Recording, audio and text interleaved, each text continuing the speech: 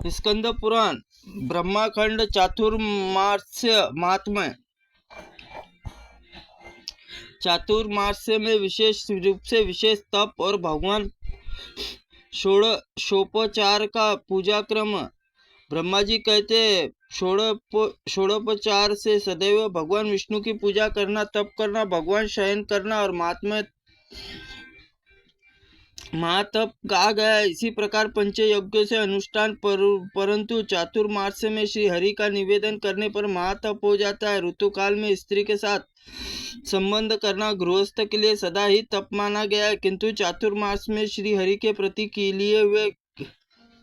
प्रति के लिए किया जाए तो महातप है। सदा सत्य बोलना तप है। भूतल पर निवास करने वाले प्राणियों के लिए दुर्लभ तप कहा गया है। देवेश्वर श्री हरि शयन करने वाले, सत्य भाषण रूपी तपस्या करने वाले मनुष्य अनंत फल का भागी होता है।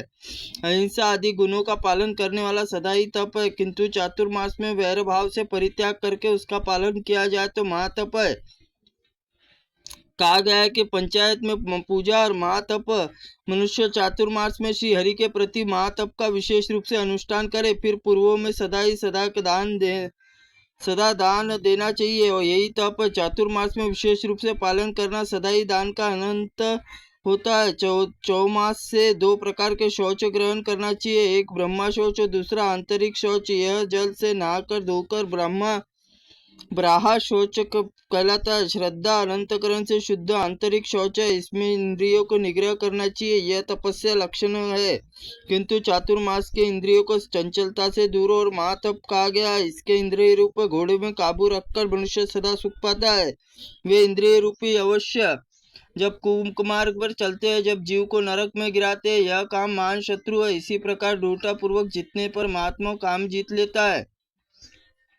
उन्होंने संपूर्ण जगत पर विजय पा ली है। यही संकल्प विजय पा लेना ही तपस्या का मूल है। यही सबसे बड़ा उत्तम ज्ञान है। जिसके काम जीत लिया वो लोभ सदा के लिए त्याग देने कीजिए, क्योंकि लोभ पोप और स्थिति लोभ से जीत लेना ही तप है। चातुर्मास में विशेष रूप से महत्व मोह का अर्थ है। विवेक सदा त्याग देना चाहिए। मोह से रहित और वही ज्ञानी मनुष्य में शरीर रहने वाला सदा ही महान शत्रु है, तो सदा चातुर्मास को विशेष रूप से निग्रह करना चाहिए। मान बड़ा भयंकर शत्रु है, वह सब प्राणियों के भीतर निवास करता है। क्षमा द्वारा जीतना चाहिए। चातुर्मास में उसमें जीतना अधिक गुणकारी होता है। चातुर्मास्य इच्छा का महान पातक कारण है। इसमें चातुर्मास्य में उसको जीते और जिसने उसे जीत लिया वो तीनों लोग को जीत लिया। अहंकार वशीभूत अजिंद्रिय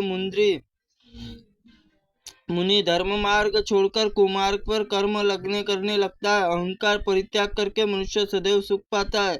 विशेषतः चातुर्मास में अहंकार मान तक का फल पागी है।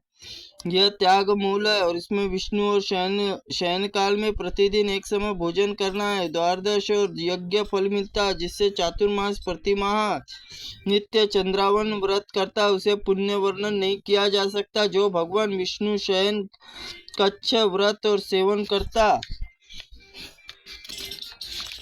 है वह पाप राशि का नाश करता है। वैकुंठ धाम में भगवान पार्षद होता है। चातुर्मास में केवल दूध पीकर रहता, वह सहस्त्र पापों को तत्काल विलीन हो जाते हैं और धीरे धीरे पुरुष को चौथे मास में नित्य परिमित अन्न भोजन करता है, वही सब पातकों का नाश वैकुंठ काल में पाता है। चौथे मास में एक अन्य भोजन करने वाला मनुष्य रोगी नहीं होता, वह लवण से सेवन करने वाला नहीं होता, पाप के अभाव में हो जाता है। चौमास में भगवान विष्णु की प्रसन्नता के लिए फलाहार करने वाला मनुष्य बड़े बड़े पापों से मुक्त हो जाता है। जो कंदमूल आहार करता है वो पूर्वजों के साथ घोर नरक का उद्धार करके भगवान विष्णु लोक जाता है। जो प्रतिदिन चौमासे में केवल जल पीकर रहता है वह रोज रोज अश्वमेध यज्ञ का फल पाता है। जो मनुष्य श्री हरि के प्रति सीधे शीत और सर्वथा वर्षाएं सहन करता है उसमें प्रसन्न होकर भगवान जगन्नाथ उसे अपने आप को दे डालते हैं। जो मन भगवान से नारायण चिंतन करता है उसमें परम पवित्र पाप की शुद्धि हेतु बुद्ध पुराण सुनता है पढ़ता है, वह मरकर मोक्ष प्राप्त होता है।